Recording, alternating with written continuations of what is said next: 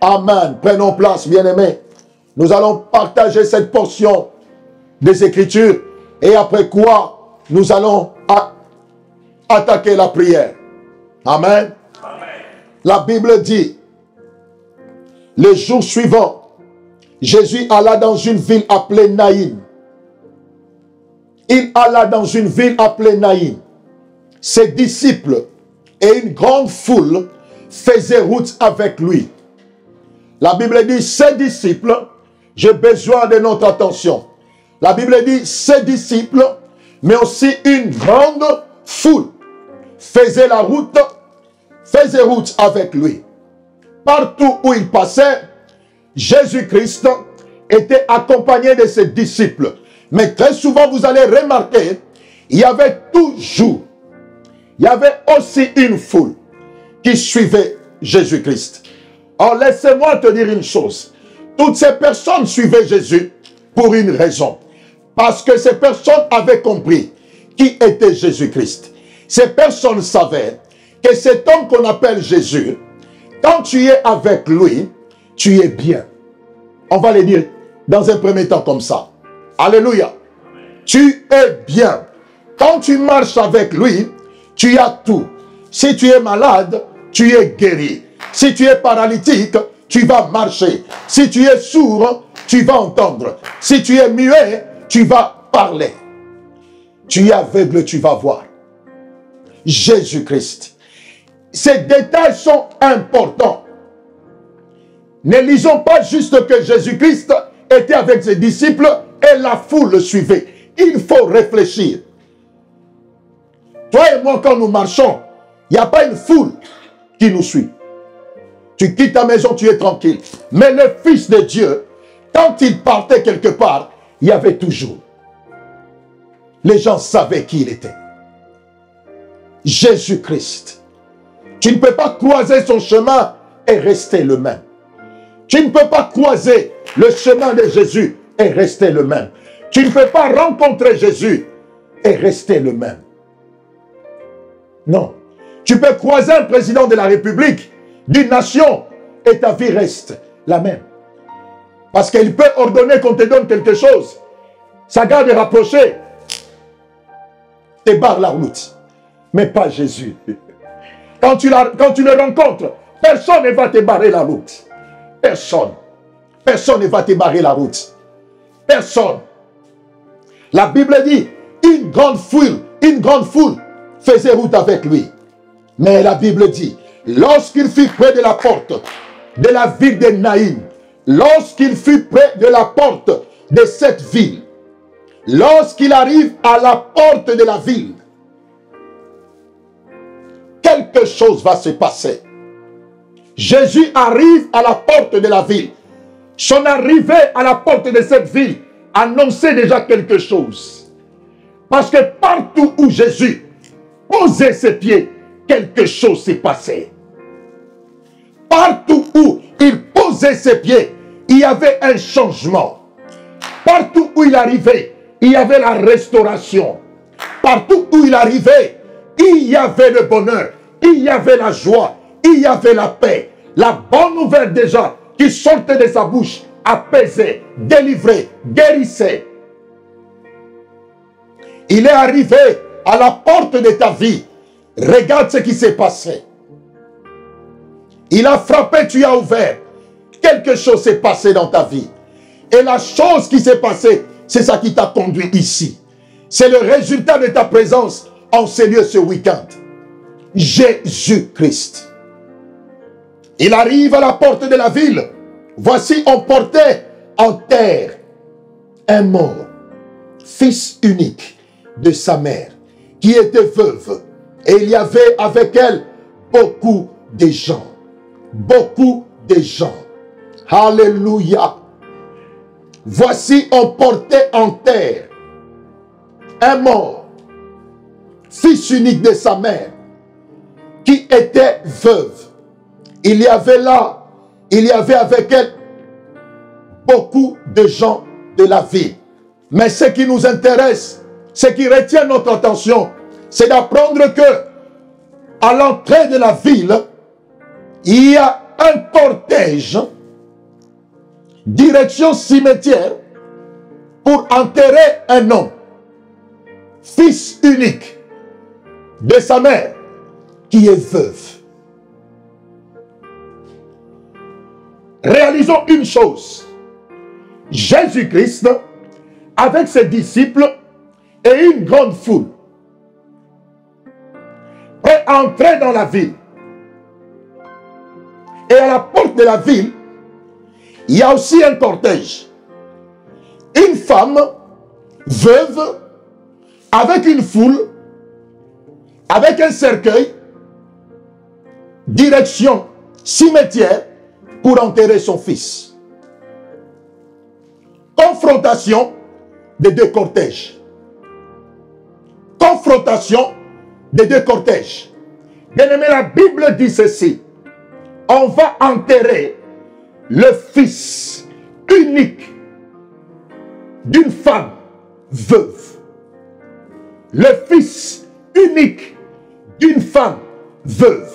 Elle a perdu déjà son mari. Elle est dans la douleur.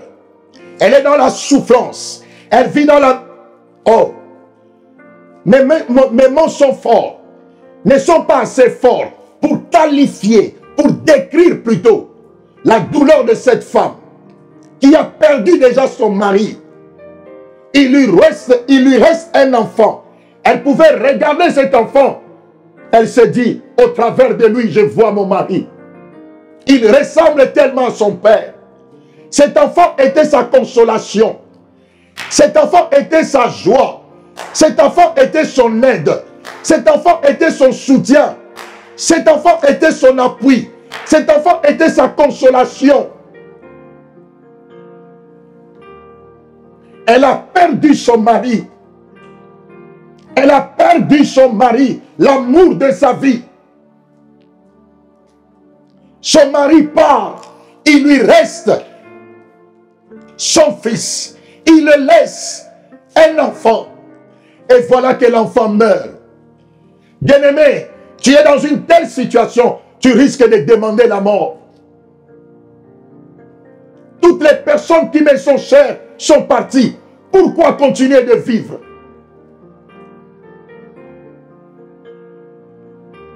Sûrement, elle avait le cœur brisé. Elle était anéantie, désespérée.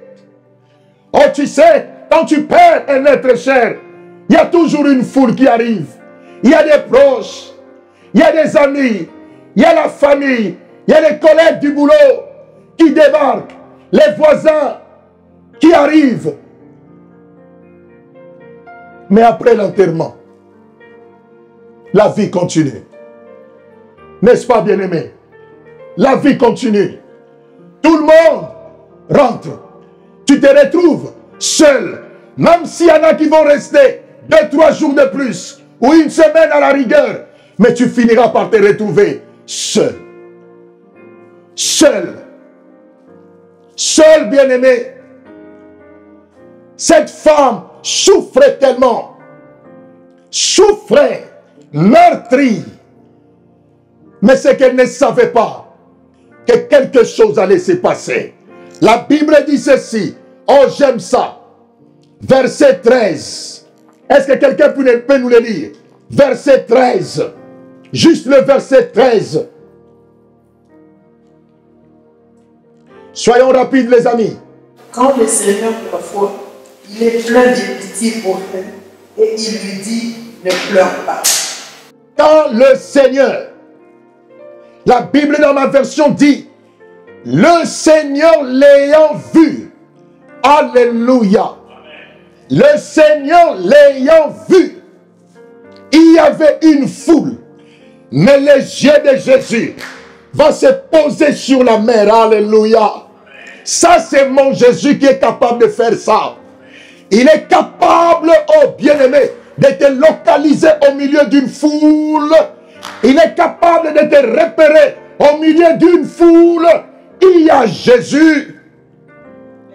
Il est capable de te distinguer, de te sortir du lot au milieu d'une foule. Oh, si tu es capable de saisir ce qu'il te dit ce matin, quelque chose va se passer dans ta vie. Au milieu d'une foule, nous sommes tous là. Mais Jésus peut te pointer du doigt, pas l'apôtre, mais toi. Parce qu'il a vu quelque chose dans ton cœur qu'il attire vers toi. Oh, tu écoutes, mais tu ne comprends pas peut-être. La Bible dit, Jésus l'ayant vu. La Bible ne me dit pas que la femme ayant vu Jésus, mais c'est plutôt Jésus. Est-ce que quelqu'un me suit? Jésus voit la femme. Oh apôtre, peut-être qu'elle criait tellement, c'est pourquoi Jésus l'a localisée. Non, non, non, non, non, non. La Bible ne dit pas ça. Il ne faut pas qu'on invente. La Bible dit, Jésus l'ayant vu, il est Dieu, il est omniscient, il est omnipotent, il sait toutes choses, il connaît toutes choses, il sonde le cœur et le rein, il connaît la pensée de l'homme. La pensée n'est pas encore montée dans ton cœur. Jésus sait déjà ce que tu vas penser. Ce n'est pas encore monté. Tu n'as même pas encore imaginé la chose. Mais lui sait déjà. Bientôt David va penser à ça. Bientôt John va penser à ça. Il sait déjà. Il sait. Il sait.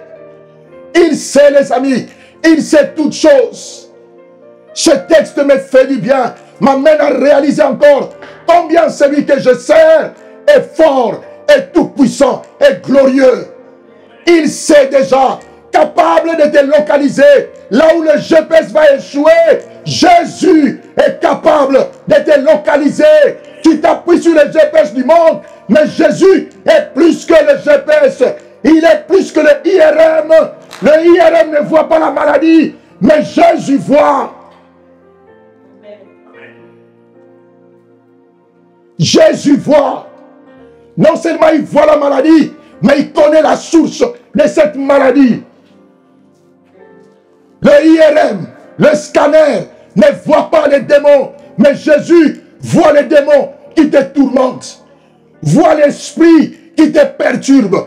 Jésus ne prend pas les choses de Dieu avec ton intelligence. Tu vas échouer. Tu mèneras une vie spirituelle, une vie chrétienne misérable, plus pauvre que la pauvreté. Les choses de Dieu, c'est spirituellement qu'on en juge. C'est spirituel. C'est avec l'Esprit du Seigneur que tu vas saisir les choses. Il est capable de voir les esprits mauvais qui perturbent tes nuits.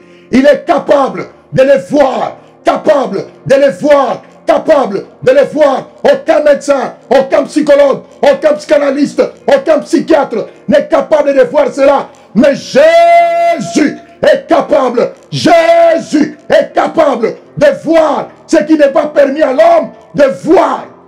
D'écouter ce que tes oreilles ne peuvent pas écouter. Jésus seul est capable. Jésus l'ayant vu, fut ému de compassion. Il est capable. Quand il voit la douleur de quelqu'un, il ne reste pas insensible. Il dit à Moïse, j'ai vu et j'ai entendu la douleur de mon peuple. Oh, la souffrance que lui font subir les Égyptiens. C'est pourquoi je suis descendu. Je suis descendu. La Bible avant cela dit, Dieu s'est souvenu de la promesse faite à Abraham et il frémit dans son cœur. Il frémit. Il voit la femme. Il voit la femme. Et il est ému de compassion. Il voit la femme. Et il est ému de compassion. Pas de la même manière que la foule qui accompagnait la femme. Mais Jésus, sa compassion va l'amener à changer l'histoire de la vie de cette femme. Jésus, l'ayant vu, il fut ému de compassion. Il n'est pas insensible à ta situation. Même si ça traîne depuis des années, ce matin, il est venu te dire, je te vois et je t'entends. Je peux te voir et je peux t'entendre. C'est pourquoi il permet que tu écoutes ce message. C'est qu'il t'a vu, il t'a vu et il t'a entendu. C'est à toi de te positionner. Sinon, cette prédication sera une prédication quelconque pour toi. Mais ça sera une prédication qui va changer la vie de quelqu'un. Et tu seras témoin. La parole de Dieu, c'est comme ça. C'est ta foi qui va rendre la parole de Dieu extraordinaire. C'est toi, c'est ta foi. Sinon, elle sera ordinaire. Une prédication de plus dans ton carnet, mais sans effet. C'est l'attitude de ton cœur qui va changer les choses. C'est comme ça que j'ai grandi dans la foi. C'est comme ça, jusqu'aujourd'hui. Quand j'écoute un homme de Dieu, oh, j'aime toujours avoir de quoi écrire. Ou j'enregistre. Parce qu'il y a quelque chose qui peut sortir, qui pourra booster ma foi, changer quelque chose dans ma vie. Alléluia. Et ça fait du bien. Jésus l'ayant vu au milieu de la foule, il le repère.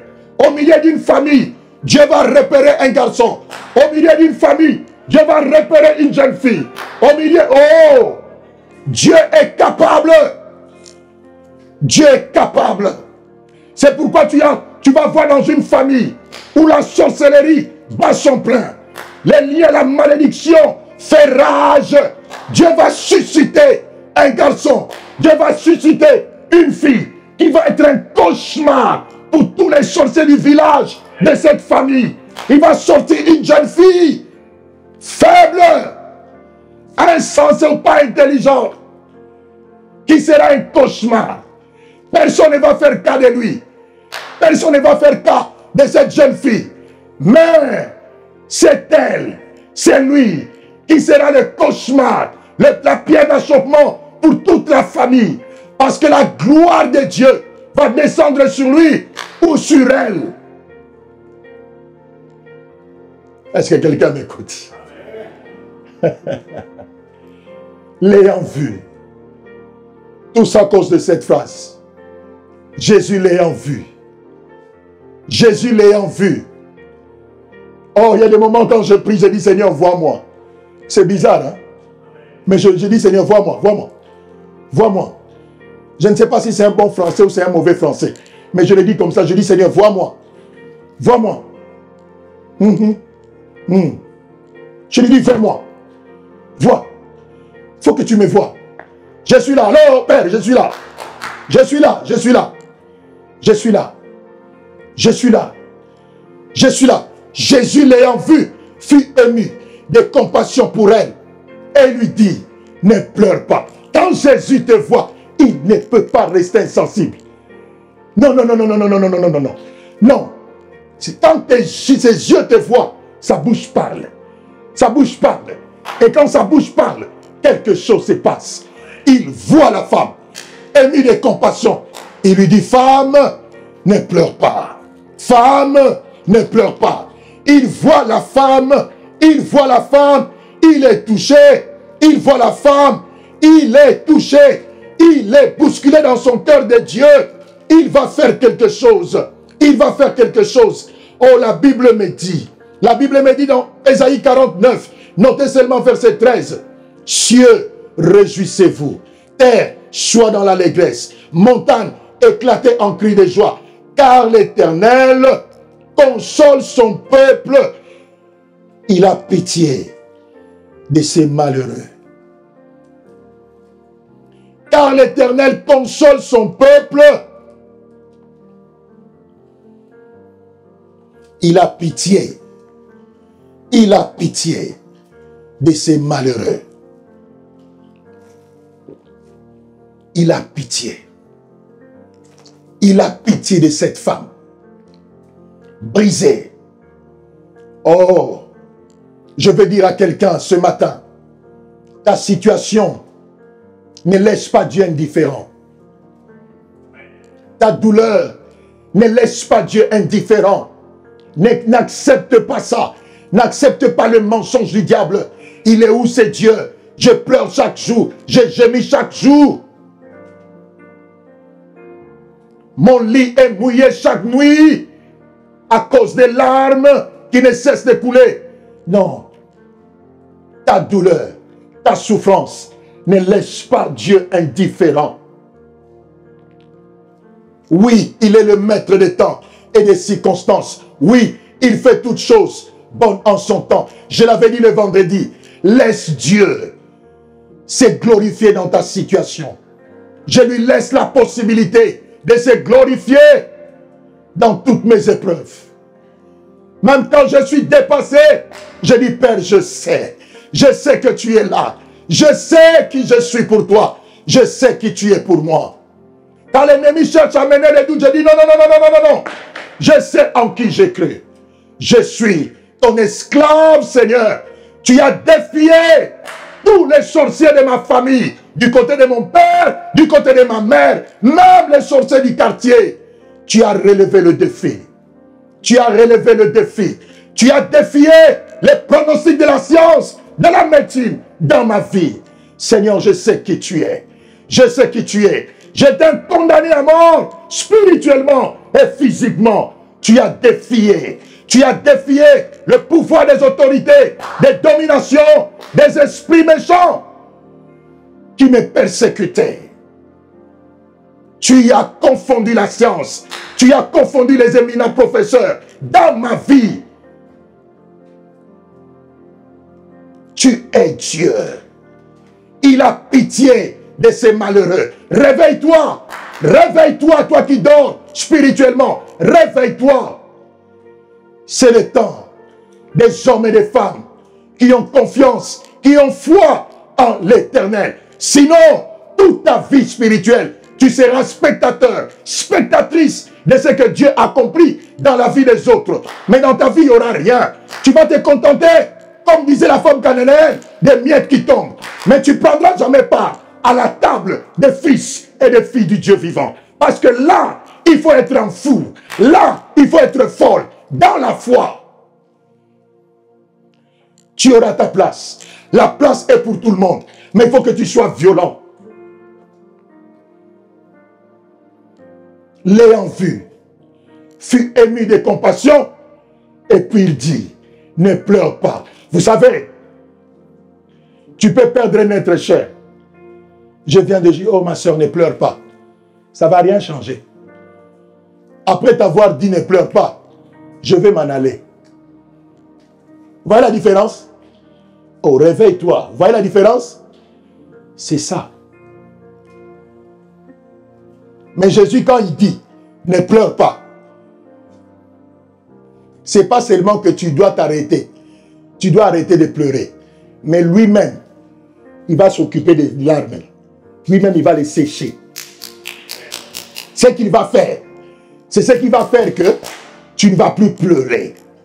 Oh, est-ce que quelqu'un m'a compris?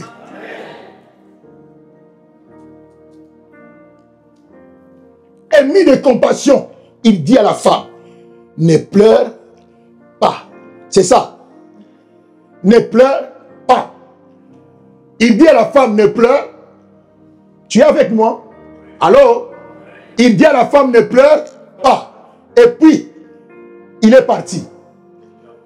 La Bible dit, après avoir dit à la femme, ne pleure pas, il va faire quoi?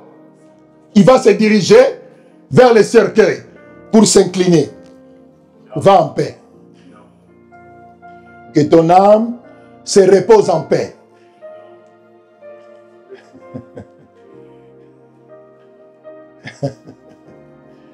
Ah. Il y en a qui pensent que l'apôtre essaie de nous faire rire pour nous réveiller du sommeil. Non, je suis très sérieux. Il va s'approcher du cercueil et puis il va rester là sans rien faire. Non, Jésus va toucher le cercueil. Alléluia. Il va toucher le cercueil. Vous savez, bien aimé, tout est significatif. L'auteur de la vie, la résurrection et la vie. Jésus-Christ, il est vivant. La vie va aller à la rencontre de la mort. Est-ce que quelqu'un me comprend? La vie va aller toucher la mort. La vie, Jésus, le grand Zoé, la vie abondante va aller toucher la mort.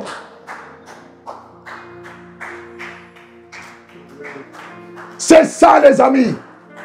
La vie va toucher la mort. La vie.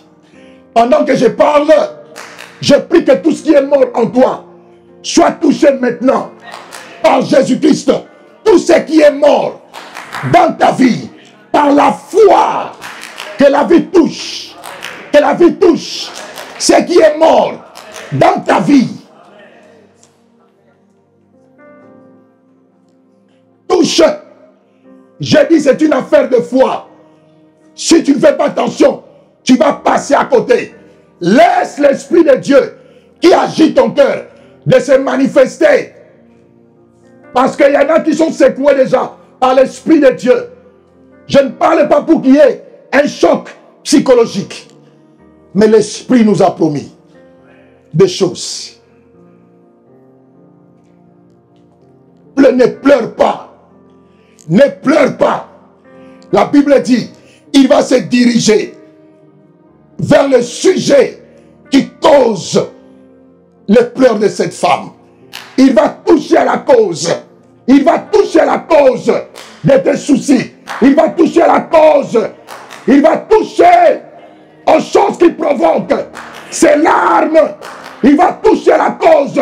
Il va aller régler le problème à la source.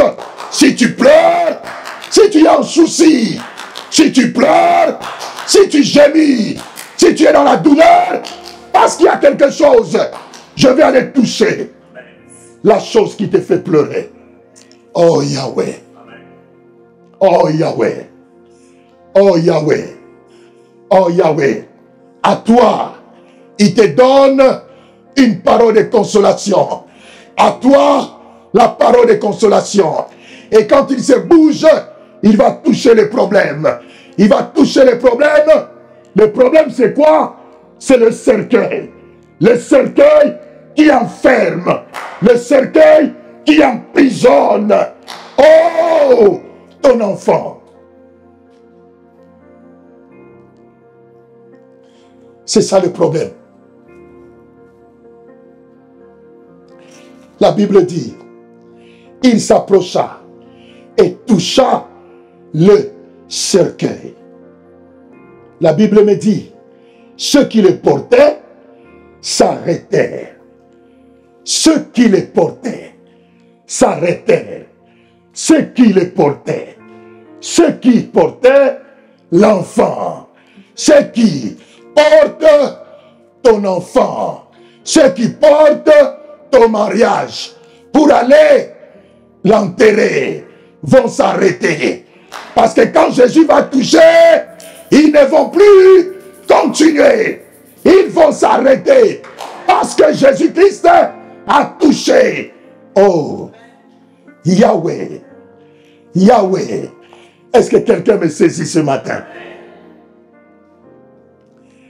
La Bible dit va toucher. Et ils ont compris que celui qui vient de toucher le cercueil nous demande de nous arrêter. Non, non, non, non, non, non, non, non, non, non, non, non, non, non, non, non, non. Vous ne pouvez plus continuer. Non. Celui qui porte ton travail pour que tu restes dans le chômage doit s'arrêter. Doit s'arrêter. Celui qui porte ton mariage pour que ça soit brisé doit s'arrêter. Parce que Jésus s'est présenté devant. Celui qui porte ta santé doit s'arrêter. Parce que la maladie doit s'arrêter.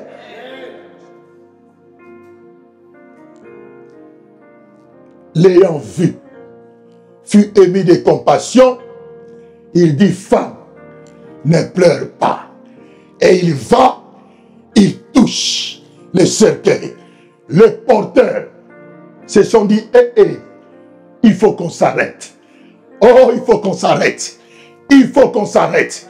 Toutes les personnes utilisées par le diable pour t'amener quelque part, pour te troubler, vont comprendre que leur travail est fini. Fini. Fini.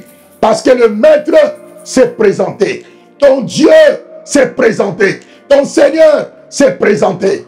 Oh, dis Amen à l'Éternel. Béni soit le nom du Seigneur.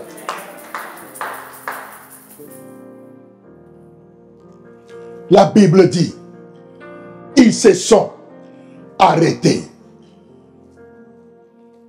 La vie a touché. Alors, il n'y a que Trésor qui a compris. La vie a touché la mort. Et la Bible me dit, Jésus dit, jeune homme, je te le dis, lève-toi. Mais ce n'est pas bizarre cette affaire. Alors, je suis sérieux. Vous ne trouvez pas que c'est bizarre? Ceux qui portaient le cercueil s'arrêtent. Et Jésus va parler à la mort. Est-ce que quelqu'un qui est mort entend? Est-ce que quelqu'un qui est mort bouge? Non, bien-aimé, je vais t'entendre. Est-ce que quelqu'un qui est mort entend? Est-ce que quelqu'un qui est mort bouge? Est-ce que quelqu'un qui est mort parle? Mais la Bible dit, la mort va entendre la voix du Seigneur. Jeune homme, lève-toi. Jeune homme, lève-toi. Jeune homme, lève-toi. Jeune homme, lève-toi. La Bible ne nous a pas donné son nom. Il dit, jeune homme, lève-toi. Mais toi, tu connais le nom de la chose qui est morte en toi. Tu vas lui parler. Lève-toi. Réveille-toi.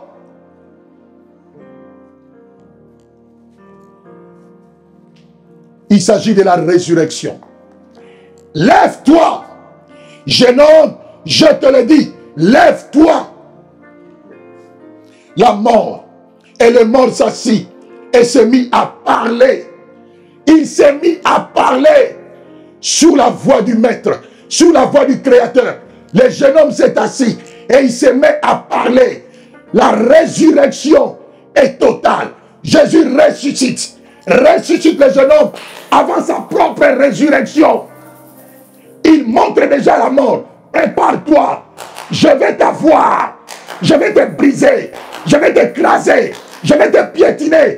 Il dit déjà à Satan, prépare-toi. Si je ressuscite sur mon passage des morts et tu penses que tu auras raison de ma vie. Oh,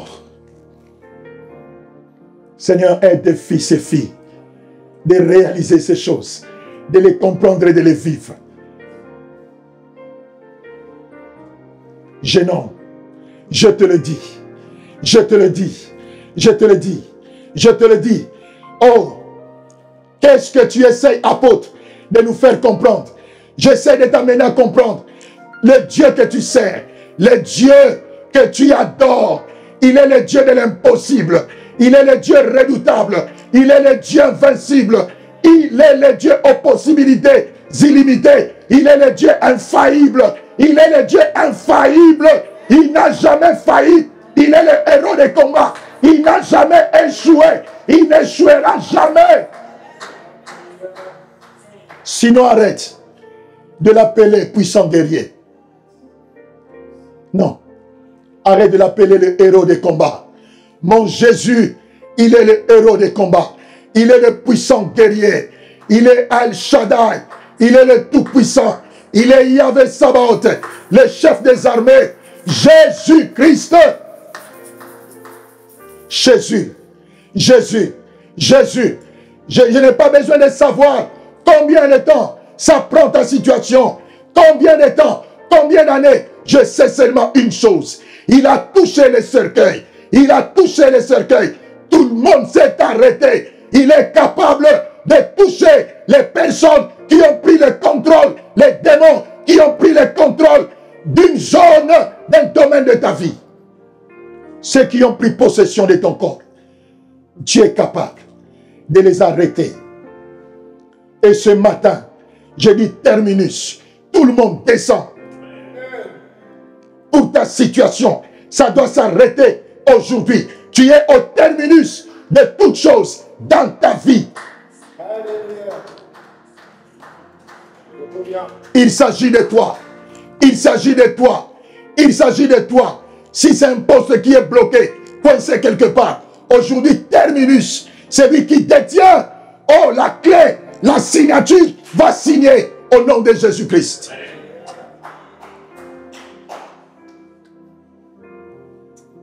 Le grand Zoé est au milieu de nous. La vie abondante de Dieu, le grand Zoé est là. Je suis la résurrection, je suis la vie. Il dit, je suis, pas que j'ai la vie, non, je suis la vie, pas que je peux, j'ai de temps en temps la guérison, non. La résurrection, c'est moi, c'est mon identité, c'est ma personne, je suis. Oh Yahweh, je suis. Tu t'appelles David Richer, lui il s'appelle je suis, il appelle la vie. Mon nom est la vie, mon nom est la résurrection, mon nom est la guérison. Rapha, c'est son identité. La guérison, c'est son identité. L'abondance, c'est son identité. La résurrection, c'est son identité. La vie, c'est son identité. La consolation, c'est son identité. La joie, c'est son identité. La paix, il est Jéhovah Shalom, c'est son identité. Tout est en lui. Il ne montre pas le chemin, il est le chemin. Il est la paix. Il est la vie. Il est la santé. Et il a le pouvoir sur tout. Il domine sur tout. Il n'est dominé par personne, par rien. Mais lui domine sur tout. Ta foi doit grandir.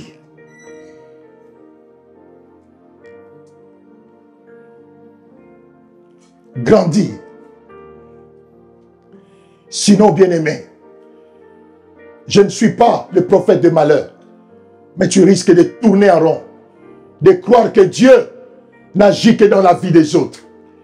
Comme si toi tu ne comptais pas à ses yeux. Ta vie a du prix aux yeux de l'Éternel. Ta vie a du prix aux yeux de Dieu. C'est à toi de grandir dans la foi, d'aller saisir les choses qui sont vers les hauteurs. Par ta foi. Jeune homme, je te le dis, lève-toi. Et la mort s'assit et s'est mis à parler. Lève-toi, mort. Lève-toi, jeune homme, je te le dis, lève-toi. Un mort n'entend pas. Même un étudiant qui commence la médecine, qui a commencé hier, il te dira, quand quelqu'un est mort, il est mort, tout est mort.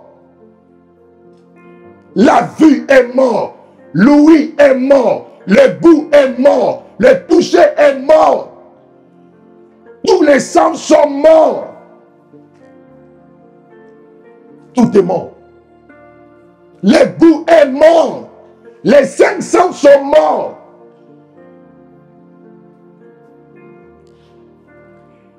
Tout est mort. Je dis bien tout est mort. Mais sur la parole du Créateur, l'ouïe est revenu. La vue est revenue. Le goût est revenu. Le toucher est revenu. L'odorat est revenu. Le toucher est revenu. Les 5 sens sont revenus. Oh! Tout est revenu sur la parole. Il n'y a pas eu cure d'âme. Il a dit, jeune homme, je te le dis. Je te le dis. Cette phrase est allée réveiller tout dans le corps de ce garçon. Cette parole, jeune homme, je te le dis, lève-toi. Tout est revenu à la vie. Tout.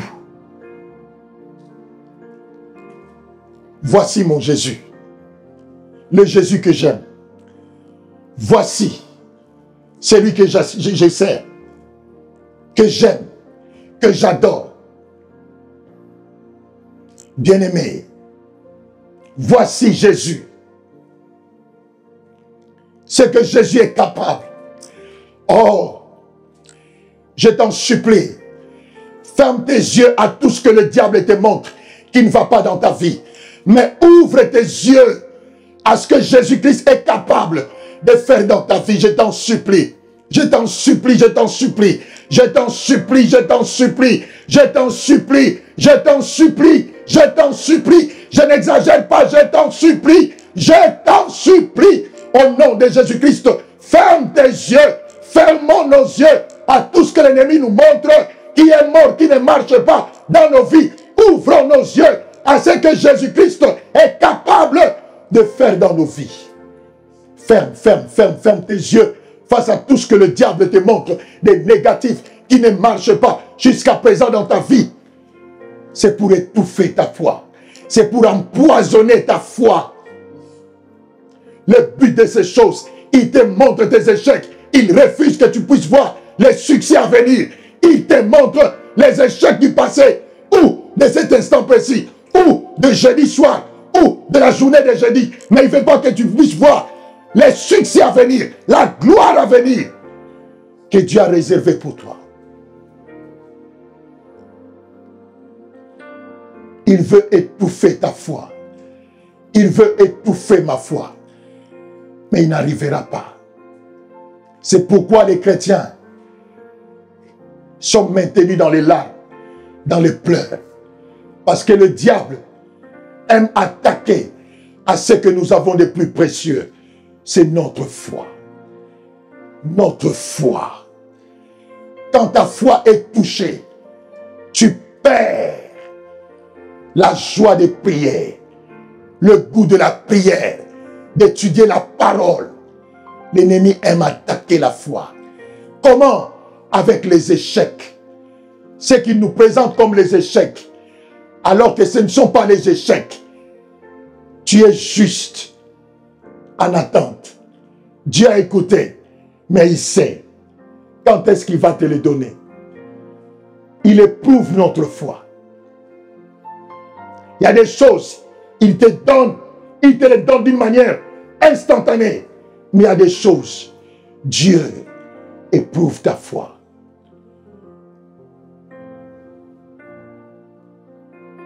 C'est un bon Père. Il voit ce que je ne suis pas capable de voir. Je suis là devant vous. Je ne vois pas mes enfants. Je ne vois pas ma femme. Mais Dieu les voit. Il voit, pardon, si ma femme est en train de penser à moi, en train de pleurer. Parce que je lui manque. Lui, il voit. Et moi, je ne la vois pas.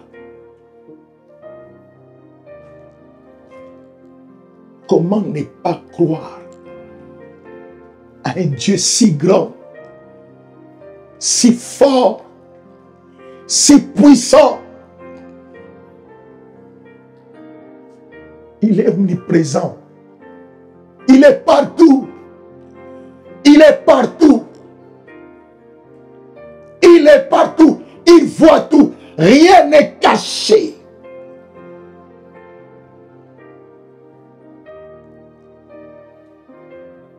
Jeune homme, je te le dis.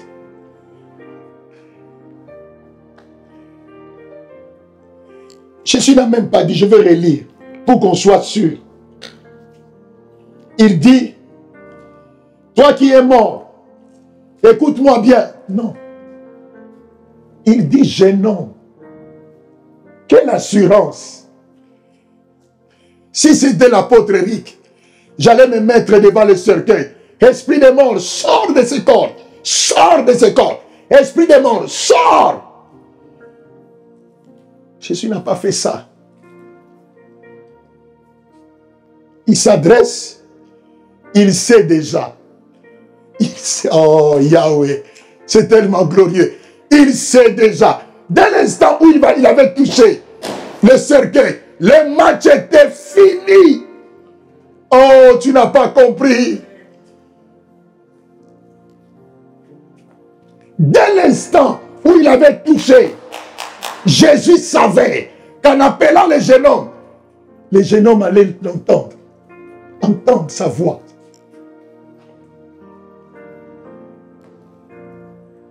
Je t'amène juste à comprendre qui tu sers. Le ressuscité du 3e jour.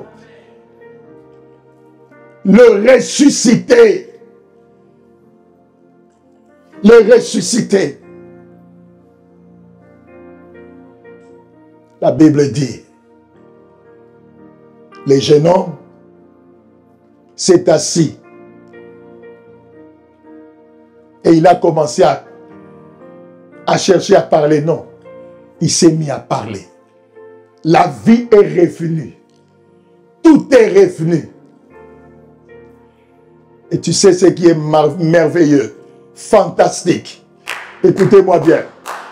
La Bible dit, Jésus va faire quelque chose. Jésus va faire quelque chose. Il va faire quoi? Il le rendit. Il le rendit à sa mère. Ce que l'ennemi t'a pris, Dieu va te le rendre. La Bible dit, il le rendit à sa mère. Oh! Le diable t'avait volé. Viens ma fille, viens. Viens. Le diable t'avait volé ton enfant. Moi, je te le rends. Tiens, il est à toi. Voici ton enfant que tu avais perdu.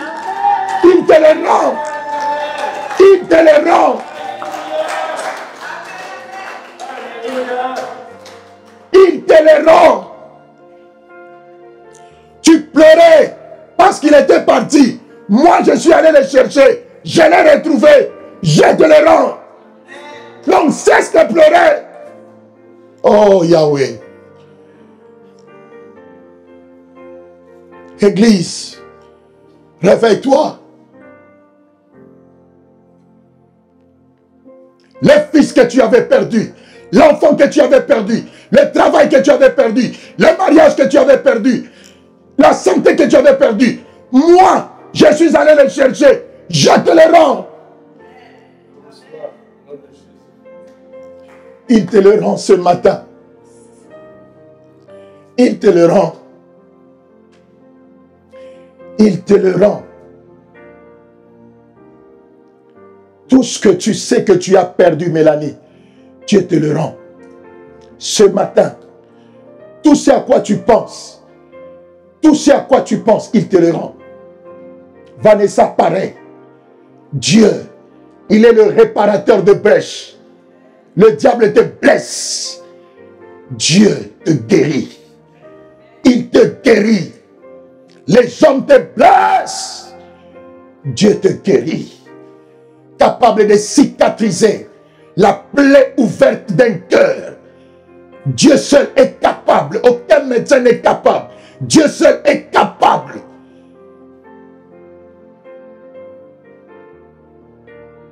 Aucun appareil n'est capable de voir l'âme d'une personne. L'âme est le souffle. Il n'y a que Dieu qui est capable de voir.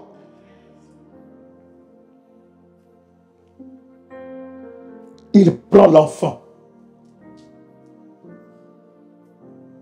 Quand je suis venu, je t'avais dit quoi?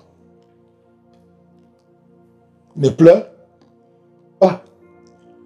Tu pleurais parce que tu avais perdu ton enfant.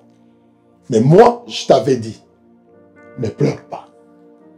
Parce que moi, je savais que ton enfant n'était pas mort. En tout cas, face à moi,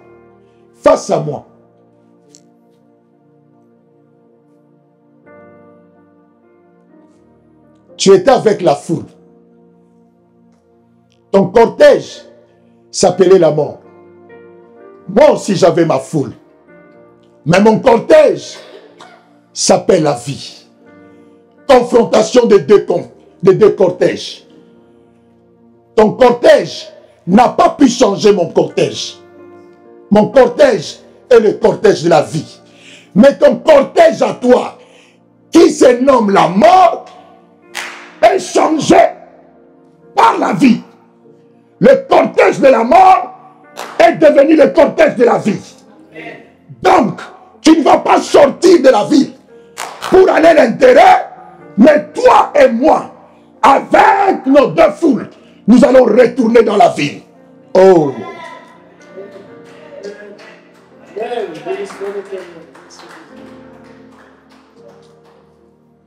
Je suis arrivé. Là où je suis, le diable ne badine pas. Pouvait dire Jésus.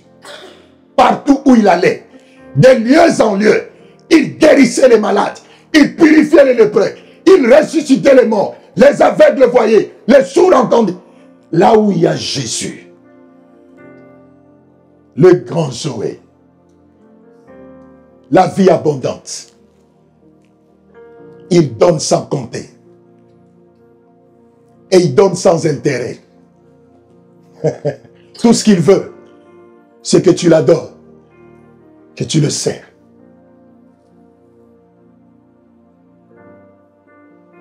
Femme, voici ton enfant. Je te le rends.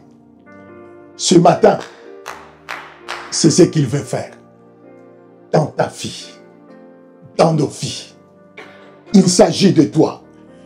Nous avons commencé en disant, il a effacé l'acte dont les ordonnances nous condamnaient et qui subsistait contre nous. Jésus-Christ a pris le décret signé par le doigt de l'enfer, de Satan. Il a déchiré.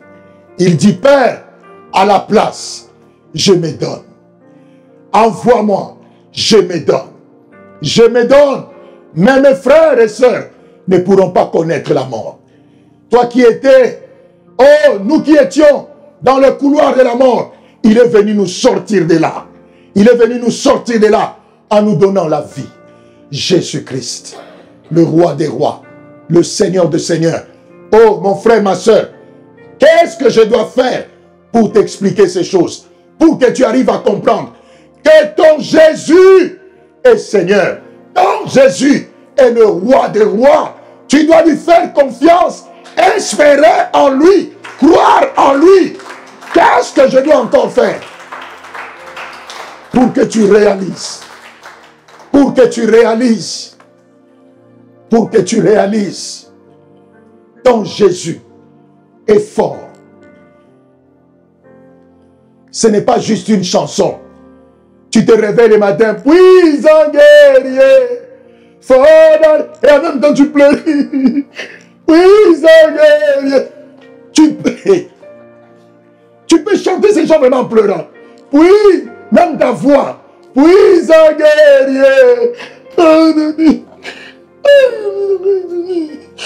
Fort dans les combats.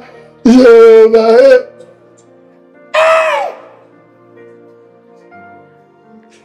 Et pendant que tu fais ça, le diable regarde tes démons. Il s'éclate. Il n'a pas fini de chanter. Il va chanter encore. T'as vu comment il pleure. Oui, c'est guerrier.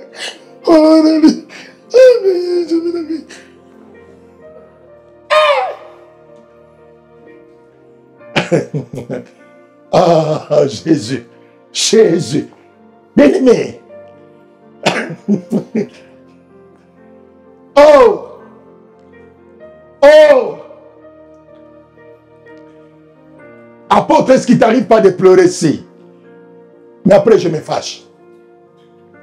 Ah oui. Je ne peux pas passer mon temps à pleurer. Non. Parce que je sais qu'à chaque fois que je pleure, lui se réjouit. Et voir ses dents, ça ne me fait pas plaisir. Est-ce que tu vas dire? Je ne sais pas si je vois ses dents.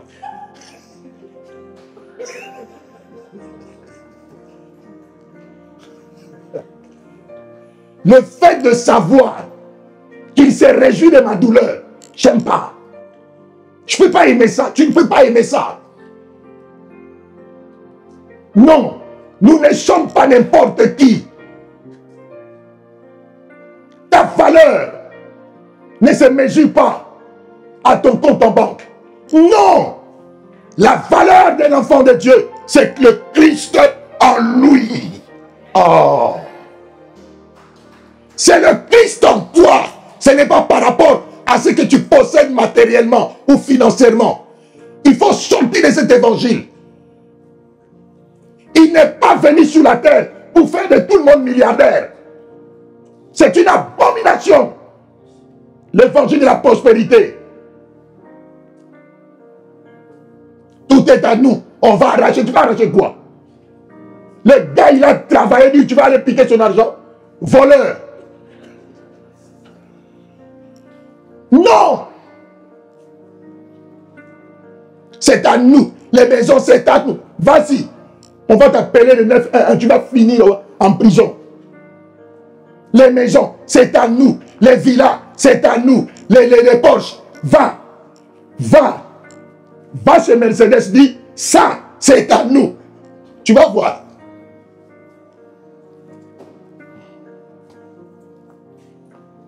Les jets, c'est à nous. Les yachts, c'est à nous. Tu penses? Tu n'as rien foutu de ta vie parce que tu as donné ta vie à Jésus-Christ. Les Porsche, c'est à toi. Et... Revenons. Amen. Amen. Ta valeur n'a rien à voir avec ce que tu possèdes matériellement. La valeur d'un homme, c'est le Christ en lui. Jésus-Christ dans ta vie. Même quand tu es fauché, tu restes digne.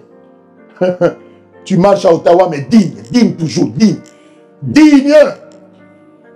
Hein, trésor? Digne.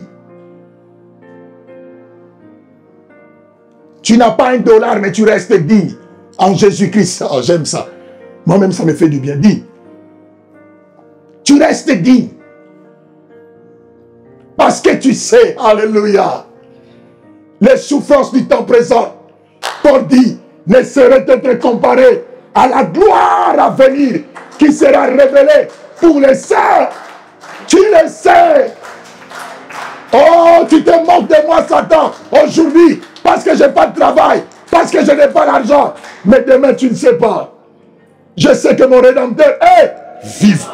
Il se révélera le dernier. Donc quand tu chantes puissant guerrier, chante-le bien.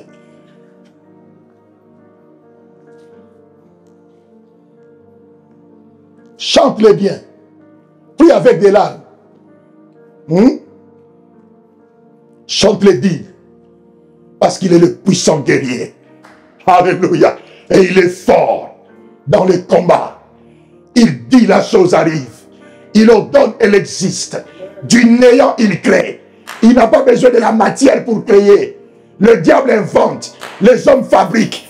Mais seul Dieu crée. Même ton amen là est vraiment très fatigué. Mais je comprends. Tu as beaucoup donné. Voyez? Tout ça, c'est pour que nous puissions réaliser qui nous servons. Alors, maintenant, c'est à toi de faire mal à l'ennemi. Parce que c'est le moment de la prière.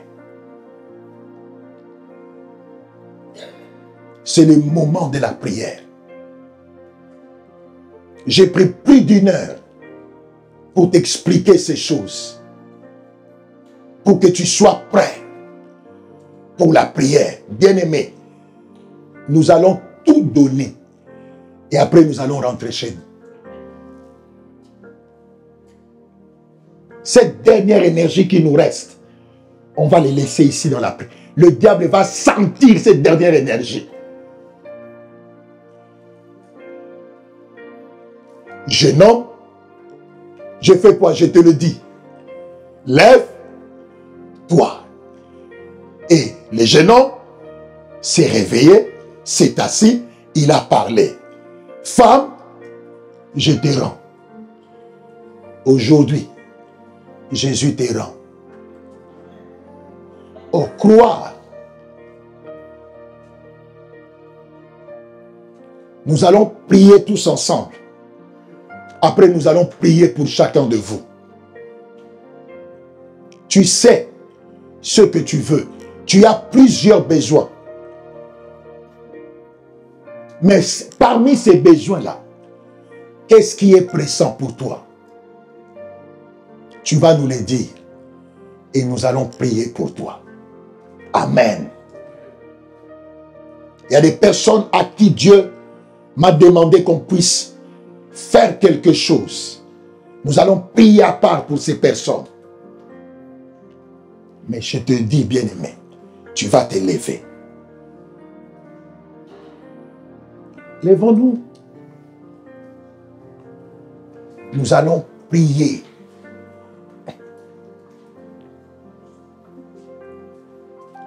Ah, bien-aimé, j'aimerais vraiment que tu pries.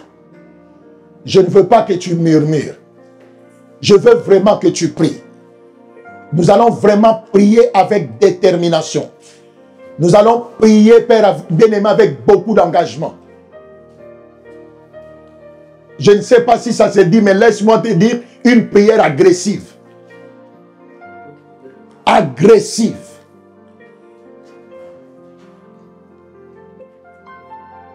Nous allons chercher la face de Dieu. Tu es fatigué. Moi aussi, je suis fatigué. Ne crois pas parce que tu m'entends crier.